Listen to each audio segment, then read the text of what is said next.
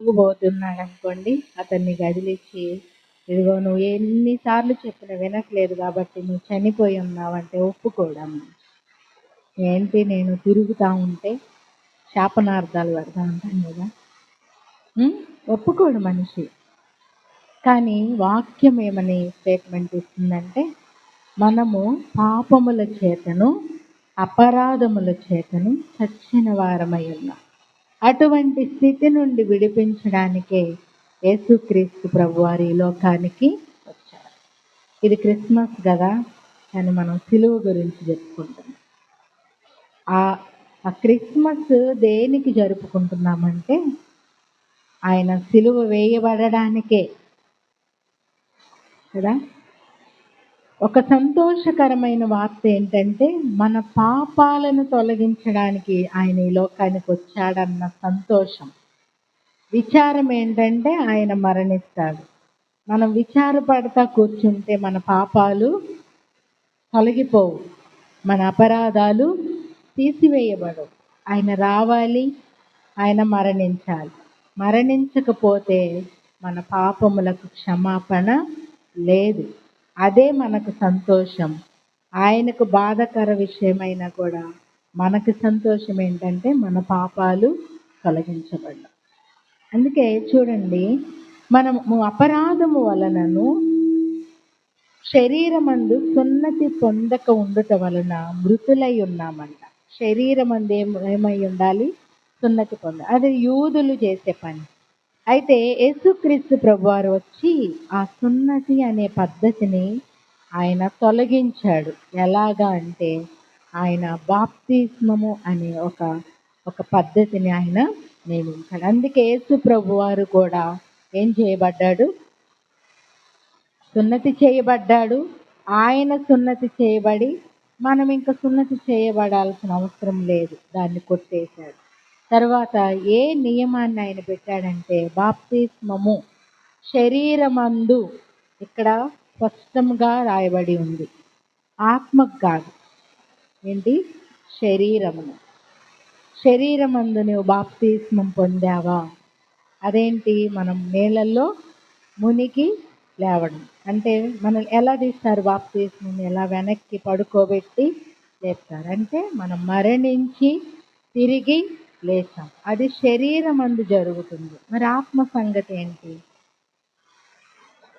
ఈ శరీరమందు మనం బాప్తిస్మము శరీరమందు సున్నతి పొందకపోతే ఆయన రక్తములో, ఆయన శరీరంలో మనం పాలి భాగస్థులము కాదు. కాబట్టి అది శరీరం ఊరికే కనబడుట ద్వారా భౌతికంగా అది. అయితే ఆత్మ సంగతి ఏంటి? ఒక వ్యక్తి, నేను ఎప్పుడో ఒక ఆమె నన్ను అడిగింది, వివాహానికి ముందు నేను బాప్తిస్మం తీసుకున్నాను. నేను అప్పుడు బాగా ప్రార్థనకి వెళ్ళేదాన్ని, బాగా పాటలు పాడేదాన్ని, వాక్యం వినేదాన్ని, వాక్యాన్ని అందించేదాన్ని. అప్పుడు నేను బాప్తిస్మం తీసుకున్నాను. అయితే నా వివాహం జరిగాక కొన్నాళ్ళకి నేను పాపంలో ఉన్నాను, అనేకమైన పాపపు క్రియలు చేశాను. అయితే ఈరోజు అది తెలుసుకున్నాను. ఒక రోగము రావడం ద్వారా, నాకు ఒక బలహీనత రావడం ద్వారా నా పాపాలన్నీ ఒప్పుకొని వాటిని విడిచిపెట్టాలనుకున్నాను. ఇక నుంచి వాటి జోలికి నేను వెళ్ళను. ఇప్పుడు నేను క్షమాపణ పొందుకున్నాను. అయితే బాప్తిస్మం తీసుకోవచ్చా అని అడిగింది. ఆ రోజు తీసుకున్న బాప్తిస్మం సరిపోయిద్దా? నువ్వు ఎన్నిసార్లు బాప్తిస్మం తీసుకున్నా నీ హృదయం మారకపోతే ఆ బాప్తిస్మము వ్యర్థం. నువ్వు ఇప్పుడు తీసుకున్నా కొన్నాళ్ళకి నీ రోగం తగ్గాక మరలా నువ్వు పాపంలోకి వెళ్ళావనుకోండి, వ్యర్థమే. నువ్వు ఎన్ని వందల సార్లు తీసుకున్నా. బాప్తిస్మము కేవలము అది భౌతికంగా నేను బాప్తిస్మం తీసుకున్నాను అని నువ్వు గ్రహించుకోవడానికి మాత్రమే. ఒక్కటే బాప్తిస్మము, ఒక్కడే దేవుడు అంతే. కానీ నీ హృదయము మారాలి. ఆ హృదయము మారి నువ్వు నూతన పరచబడినప్పుడే నువ్వు నిజమైన బాప్తిస్మం తీసుకున్నావు. అది మార్చడానికి ఆయన యేసుక్రీస్తు ప్రభువారు ఈ లోకానికి వచ్చి ఆయన సిలువ మీద తన ప్రాణాన్ని అర్పించారు. అది నువ్వు ఎప్పుడైతే విశ్వసించి నువ్వు ఆయన సొంత రక్షకునిగా అంగీకరించి నీ పాపాలు పెడతావో అప్పుడు నువ్వు రక్షణ, నిజమైన రక్షణ పొందును. అటువంటి నువ్వు పాపము చేసావన్న పత్రం ఒకటి ఉంది. అదేంటంటే ధర్మశాస్త్రం. శారీరకంగా ఎవరైనా నువ్వు పాపం చేస్తున్నప్పుడు చూస్తే వారు నువ్వు పాపివి అని ధర్మశాస్త్ర ప్రకారం నేను ఒక స్టేట్మెంట్ ఇస్తారు. ఆ పత్రం మన మీద ఉంది కదా, మనం దానికి రుణపడి ఉన్నాం. ఎప్పుడైతే నువ్వు శిక్షించబడతావో దాన్ని కొట్టేసినట్టు అన్నమాట. అందుకే మన పాపాలకు బదులు, మన శిక్షకు బదులు ఒకప్పుడు జంతువులు బలైపోయాయి కదా, వాటిని బలిగా ఇచ్చి తన ఇష్టానుసారంగా ఉండేవాడు. ధర్మశాస్త్ర ప్రకారం ఏం చేయాలి? పాపం చేసిన వాడు బలి అర్పించాలి, రక్తాన్ని చిందించాలి. తాను రక్తం చిందించకుండా జంతువులను రక్తాన్ని చిందించేవాడు. అది సరిపోతుందా అంటే వాక్యం అంటుంది, ధర్మశాస్త్రం కూడా అది సరిపోదు. ఏం చేయాలంట? ఏటేటా బలులు అర్పించాలి, సంవత్సరానికి ఒకసారి ఖచ్చితంగా బలి. ఆ రుణం మన మీద ఉంటానే ఉంది, ఆ పత్రం మన మీద ఉంది. యేసు ప్రభువారంట ఆ పత్రాన్ని మేకులతో సిలువకు కొట్టాడు. సిలువకు కొట్టి దాని మీద వ్రాతను, పాపివి అన్న వ్రాత ఉంది, దాన్ని ఆయన ఏం చేశాడంట? తుడిచివేశాడు. ఆ తుడిచివేసి మన అపరాధములన్నిటినీ క్షమించి ఆయనతో కూడా మనల్ని జీవింపజేశాడు. అంటే నిత్య జీవంలో మనము జీవించి ఉంటాం ఎల్లకాలం. అది యేసుక్రీస్తు ప్రభువారు ఈ లోకానికి తెచ్చాడు. అది ఎప్పుడు మనకి అనుగ్రహించబడుతుందంటే ఎప్పుడైతే నువ్వు ప్రభు అయిన యేసుక్రీస్తుని సొంత రక్షకునిగా అంగీకరించి నా పాపముల కొరకు, నా శాపముల కొరకు ఆయన సిలువ వేయబడ్డాడని ఎప్పుడైతే నువ్వు విశ్వసించి నమ్ముతావో అప్పుడు నీకు అది అనుగ్రహించబడుతుంది. అది చేయడానికి ఆయన ఈ లోకానికి వచ్చాడు. నేను ఒక చిన్న జరిగిన సంఘటన చెప్పి ఈ వాక్యాన్ని వివరిస్తాను. కేరళ రాష్ట్రంలో నిమిషప్రియ అనే ఒక స్త్రీ, ఒక యవనస్తురాలు, ఆమె ఉద్యోగం నిమిత్తము సౌదీ అరేబియా దేశానికి వెళ్ళింది. ఆమె ఒక నర్స్. ఈ మధ్య వార్తల్లో వచ్చింది, కొంతగా కాదు, ఈ మధ్య న్యూస్లో విన్నాను. చాలా రోజుల నుంచి ఆమె గురించి వార్తల్లో వస్తూ ఉంది. నిమిషప్రియ నర్స్ అని. ఆ దేశంలో ఆమె జాబ్ చేసుకుంటూ ఒక వ్యక్తిని వివాహం చేసుకుంది. అక్కడ దేశస్తుంది. చేసుకున్నప్పుడు ఆయన కొంతకాలం బాగా ఆమెతో ప్రేమగా బాగున్నాడు. తర్వాత ఆయన వాళ్ళు బాగా డ్రింక్ చేస్తారు కదా ఆ దేశస్తులు ఎక్కువగా, ఇంకా వాళ్ళకి అది కామన్ అన్నమాట. అది తీసుకుంటూ ఆయన ఈమెని వేధించడం మొదలుపెట్టాడు. కొన్నాళ్ళు బాగా విసిగిస్తూ ఆమెని, ఇంకా అంటే ఆమెను వదిలేసి వేరే వాళ్ళని వివాహం చేసుకోవాలని, ఆమెను వదిలించుకోవాలని ఏదో ఆమెను ఇబ్బంది పెడతా ఉన్నప్పుడు ఆయన బాధ తట్టుకోలేక ఆయన్ని ఎట్లాగైనా వదిలించుకొని వెళ్ళాలి, నా దేశానికి నేను ఇండియాకు వచ్చేసేయాలి అని ఆమె అనుకుంది. ఆయన లేకపోతే ఆయన ఆమెను చంపేస్తాడు. నేను ఇక్కడ నుంచి ఎట్లాగైనా వెళ్ళిపోవాలని అనుకొని ఒక దేశం నుండి ఇంకో దేశానికి రావడం చాలా కష్టం కదా, చాలా ఖర్చుతో కూడిన పని. అది కూడా వాళ్ళను వదిలించుకోవాలంటే కూడా ప్రాణాలతో కూడిన పని. అయితే ఆమె అనుకుంది, ఒకరోజు నేను నర్సు కదా, ఏదో ఒక ఇంజెక్షన్ ఆయనకి ఇచ్చేసి వచ్చేయాలి అని అనుకొని ఆయనకు ఒక ఇంజెక్షన్ చేసింది. ఆయన బాగా ఆల్రెడీ మత్తులో ఉన్నాడు కదా, ఆ మత్తు ఇది కలవడం ద్వారా ఆయన చనిపోయాడు. ఇప్పుడు ఆమె మీద ఏముంది? హత్య అనేది ఉంది, నరహత్య చేసిందన్నమాట. ఆ యొక్క పత్రము ఆమె మీద ఉంది. పోలీసులు వచ్చి చూశారు, ఇంకా ఆమెను ఆమె పారిపోవాలని బయలుదేరింది. కానీ ఎట్టోగట్ట పోలీసులు ఆమెను పట్టుకొని జైల్లో వేశారు. 2 సంవత్సరాలు ఆమె జైలు శిక్షణను అనుభవిస్తా వచ్చింది. అది ఆమె ఆ 2 సంవత్సరాల తర్వాత ఆమెకు ఉరి శిక్ష అనేది అమలు చేయబడింది. కానీ ఇంకా వెయ్యల, అది జరుగుతానే ఉంది. ఆ కేసు కోర్టులో నడుస్తూ ఉంది. ఈమె కొన్ని సంవత్సరాలు అయ్యాక ఆమె కోర్టుని ఆశ్రయించి నన్ను విడిపించండి, నాకు విడుదల దయచేయండి, నేను మా దేశానికి వెళ్తాను, ఇంకెప్పటికీ ఇట్లాంటి పని చేయను అని ఒప్పుకుంటే వాళ్ళు ఒప్పుకోలే. ఆమె మీద ఏముందంటే ఉరి శిక్ష అనేది ఉంది. ఆ శిక్ష అనేది ఉంది. కానీ విడుదల అనేది ఇంకా రాలేదు. ఆమె జైల్లోనే ఉంది. కొన్ని రోజుల తర్వాత కోర్టును ఆశ్రయించి నా మీద నుండి ఈ పత్రాన్ని కొట్టివేయండి, ఈ కేసుని కొట్టివేయండి, నాకు బ్రతుకు తెరువుని ఇవ్వండి అని వాళ్ళని గోజాడుకున్నప్పుడు అది నడుస్తూ ఉంది. పట్టించుకోలేదు ఎవరు. ఈ మధ్య కాలంలోనే ఆమె గురించి ప్రపంచం అంతా చూస్తూ ఉన్నారు. ఆమెను ఏం చేస్తారు, చంపుతారా, వదిలేస్తారా అని. చాలామంది వదిలేస్తే బాగుండు అని ప్రార్థనలు చేశారు. అంతే కదా, చూస్తా ఎవరు కూడా వాళ్ళకి ఉరి శిక్ష వేయాలి, వాళ్ళని చంపేయాలని ఎవరు అనుకోరు. ఆ అబ్బాయి తరపున వాళ్ళు అనుకుంటారేమో, లేదు ఆమెకు శిక్ష జరగాల్సిందే, మా వాళ్ళని చంపింది కాబట్టి అని వాళ్ళు అనుకోవచ్చు. కానీ చాలామంది ఏమనుకుంటారు, విడుదల పొందాలి, క్షమాపణ అడుగుతుంది కదా, బ్రతకనిస్తే బాగుండు అని చాలామంది ప్రార్థనలు చేశారు. చూడండి, ఒక మనిషి విషయంలో వేరొక మనిషి ఆలోచించడం, వదిలేస్తే బాగుండు. దేవుడు కూడా అటువంటి ప్రేమను కలిగి మనం ఎన్నిసార్లు పాపం చేసినా, ఎంత పాపములో ఉన్నా, అది దేవుడు అంటాడు, అపరాధముల చేతను పాపముల చేతను మనము చచ్చిన వారమై ఉన్నప్పుడు యేసుక్రీస్తు ప్రభువారు మనల్ని ప్రేమించి లోకానికి వచ్చారు. ఆయన ఎంత ప్రేమ కలిగిన దేవుడు. ఒక మనిషిని కాదండి, ప్రపంచంలో ఉన్న మనుషులందరి కొరకు ఆయన లోకానికి వచ్చారు. అది ఒక మనిషి స్వభావం చూడండి, ఎప్పటికీ మారదది.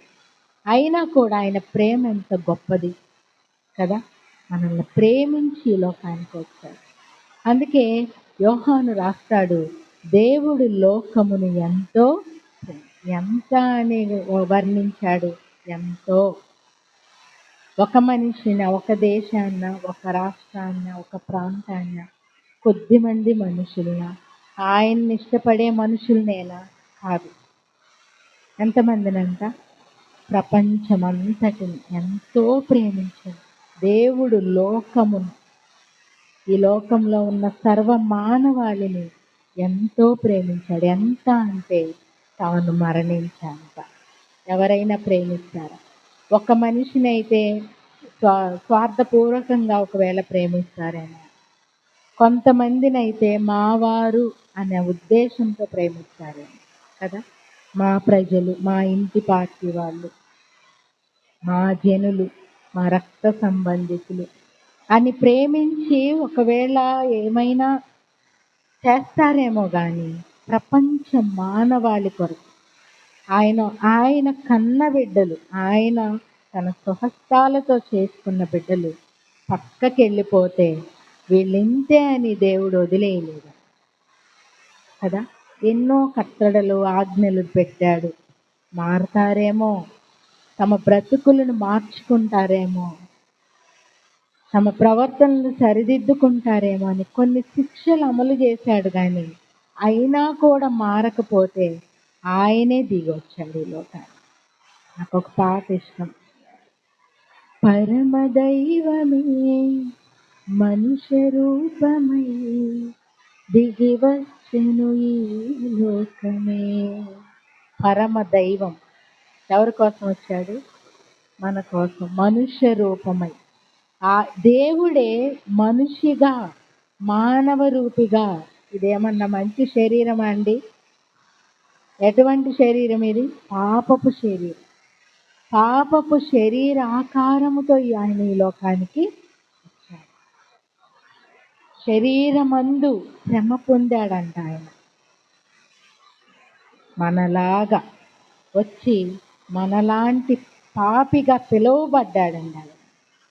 మన పాపాలను ఆయన మీద వేసుకొని పాపి అని పిలువబడ్డాడు. ఫిలిప్పీ పత్రికలో పౌలు రాస్తాడు, ఆయన దేవుని కుమారుడై ఉండి దేవునితో కూడా తండ్రితో కూడా ఉండుట విడిచిపెట్టకూడని భాగ్యమని ఎంచుకోకుండా ఈ లోకానికి రిక్తుడిగా వచ్చాడండి. ఆయనకు అన్నీ ఉన్నాయి, సమస్తము ఆయనదే, సమస్తము ఆయన ద్వారా కలిగింది. అయితే అదంతా నాది కాదన్నట్లుగా రిక్తుడిగా ఈ లోకానికి వచ్చాడు. అందుకే కదండి అపవాది శోధించింది, ఈ లోక రాజ్యాలు నీకు ఇస్తాను. అది ఇచ్చేదేంటి? అవన్నీ ఆయనవే, కానీ శరీరంతో ఉన్నాడని శోధించింది అపవాది కదా. అటువంటి గొప్ప దేవుడు ఈ లోకానికి వస్తే అంగీకరిస్తున్నామా మనం ఆయన్ని? ఇంకా ఇంకా పాపాన్ని శరీరం ఆత్మలో మనము మనస్సులో పాపాన్ని దాచిపెట్టుకొని పైకి మనం భక్తుల వలె దేవుని బిడ్డల వలె కనబడుతున్నాం, కానీ లోపల ఉన్న ద్వేషము, కోపము, మత్సరము, అసూయ ఇటువంటివన్నీ మనము తొలగించుకుంటున్నామా? ఒక త్రాగుబోతుని చూసి వాడు తాగుతున్నాడు పాపి అని ముద్ర వేస్తున్నాం. నీ హృదయం సంగతి ఏంటి? సామెతల గ్రంథంలో ఉంటుంది, నీ హృదయంలో నుండి జీవధారులు బయలుదేరును కనుక నీ హృదయాన్ని జాగ్రత్తగా కాపాడుకో. నా కుమారుడా, నీ హృదయము నాకిమ్ము, ఎందుకంటే అది చెడ్డది, లోతైనది, అది ఎవ్వరు గ్రహించలేరు. అటువంటి హృదయాన్ని మార్చుకోవడం నీకు కష్టం. నీవు నాకిస్తే నేను దాన్ని బాగు చేస్తాను. సినిమా అంటే ఒక పాట పాడింది కదా, హృదయమే అగాధమైన లోయరా, మానవులను మలచే చుక్కానిరా, మంచి చెడుల మిళితము పాప పుణ్య ఫలితము. మంచి చెడులు మిళితమై ఉన్నాయంట ఆ హృదయంలో కదా. తన ఇష్టం, మంచి చేయాలనుకుంటే చేస్తాడు, చెడు చేయాలనుకుంటే చేస్తాడు.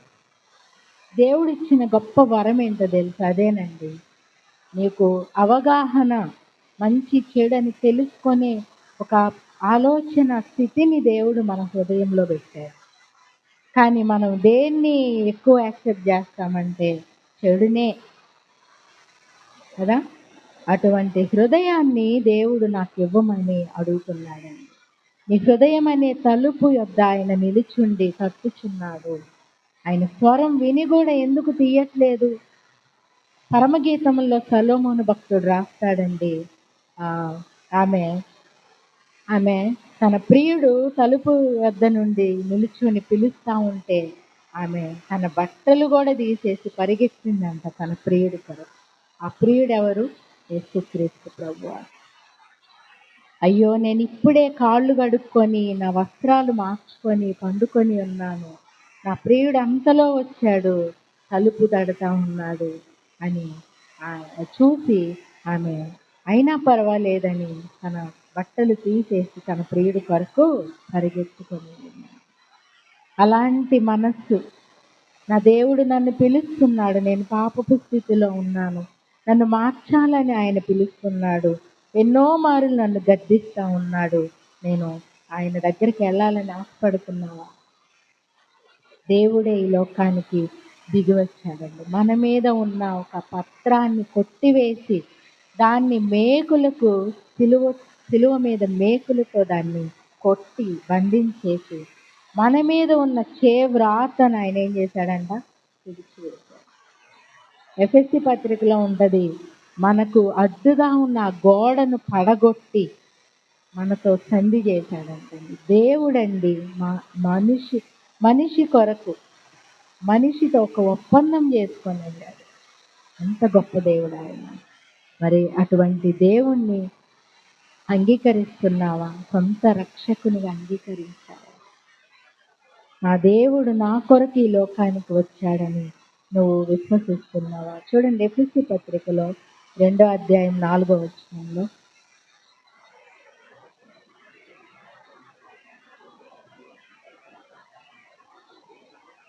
14వ వచనము. ఎఫెసీ పత్రిక 2వ అధ్యాయము 14వ వచనం.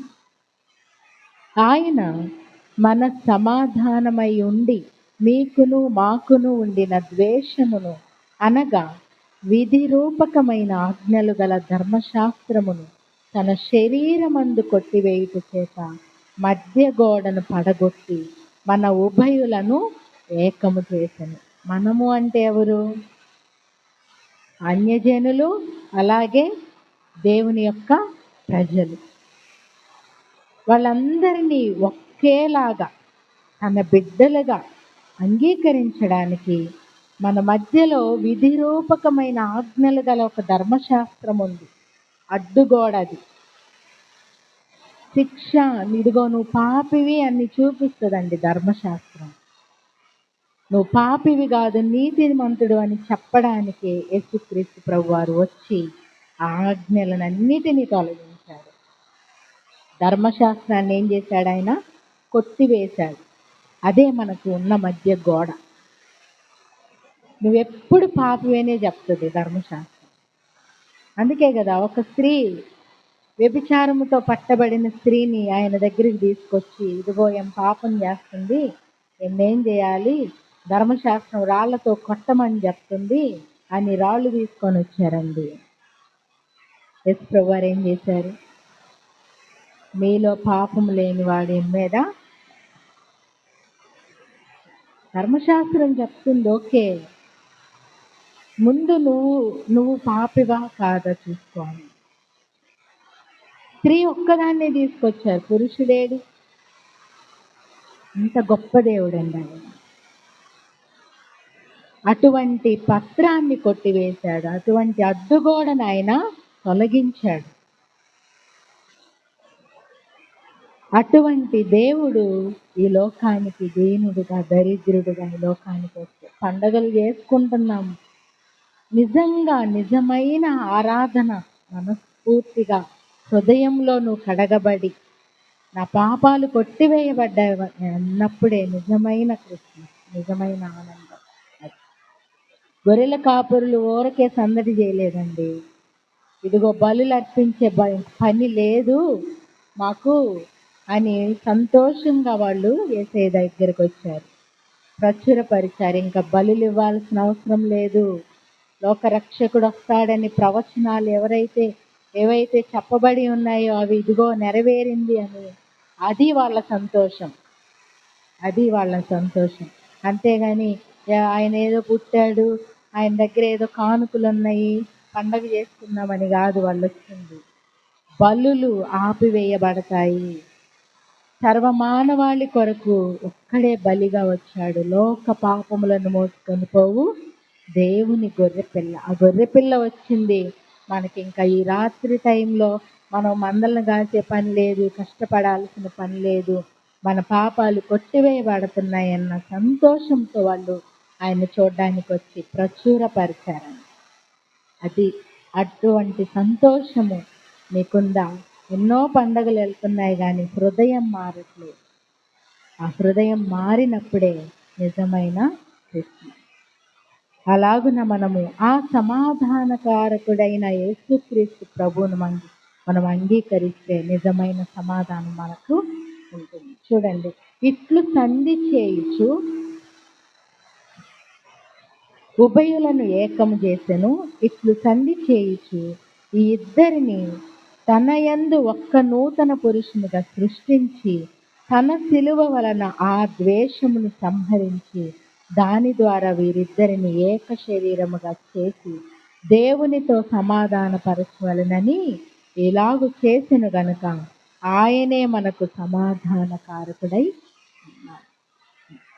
సమాధానం ఇదిగో ప్రజలందరికీ కలుగబోవు సంతోషకరమైన, మహా సంతోషకరమైన సువర్తమానము ఇది.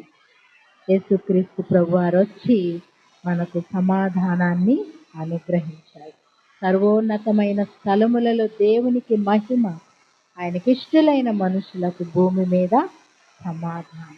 ఎప్పుడైతే నువ్వు సమాధానముతో నింపబడతావో అప్పుడే పరలోకంలో ఆయనకు సంతోషం అంటుంది. అప్పుడే అక్కడ ఒక పండుగ జరుగుతుంట. ఒక పాపి విషయమై పరలోకంలో ఎక్కువ సంతోషం. ఎప్పుడైతే మనము మారి నూతన పరచబడి యేసుక్రీస్తు ప్రభు నా కొరకు వచ్చాడని నువ్వు హృదయమందు విశ్వసించి నమ్ముతావో అప్పుడే పరలోకంలో సంతోషం, భూమి మీద సమాధానం. అట్టి సమాధానమును దేవుడు మనకు అందరికీ అనుగ్రహించాలని కోరుకుంటూ ఈ మాటలు ముగిస్తూ ఉన్నాను. ప్రార్థన చేస్తున్నాను.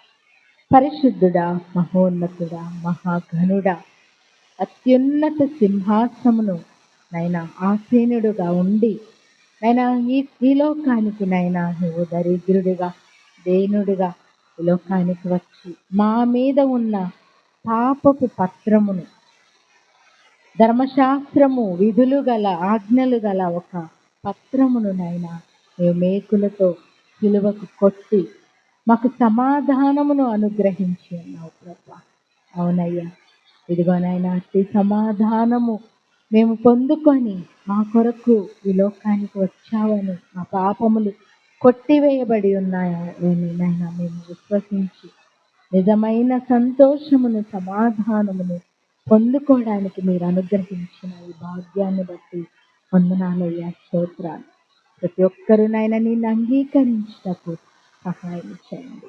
ఇదిగో తన కుమారుని అందు విశ్వాసముంచువాడే నిత్య జీవము గలవాడు, వాడు తీర్పులోనికి రాక మరణములో నుండి జీవములోనికి దాటి ఉన్నాడని నైనా లేఖనాలు తెలియజేస్తున్నాయి ప్రభా.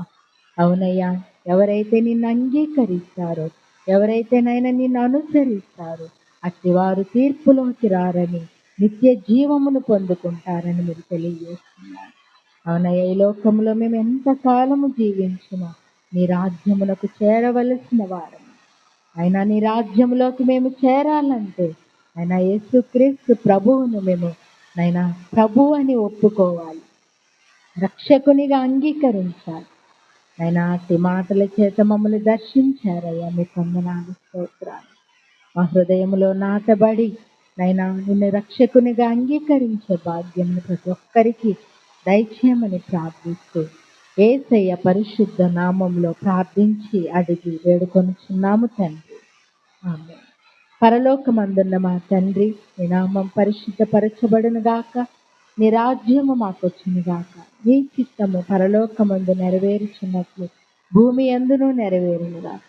మనుదినాహారం నేడు మాకు దయచేయము, మా రుణస్థులను మేము క్షమించిన ప్రకారం మా రుణములను క్షమించి మీ శోధనలోకి తేక కీడు నుండి తప్పించి, ఎందుకంటే రాజ్యము, బలము, మహిమ నిరంతరము మీరై ఉన్నారు తండ్రి, ఆమేన్. నా ప్రాణమా యెహోవాను సన్నుతించుము, అంతరంగమునున్న సమస్తమా ఆయన పరిశుద్ధ నామమును సన్నుతించుము. నా ప్రాణమా యెహోవాను సన్నుతించుము, ఆయన చేసిన ఉపకారములలో దేనిని మరువకుము. ఆమేన్. దేవుని నామమునకు మహిమ కలుగును గాక.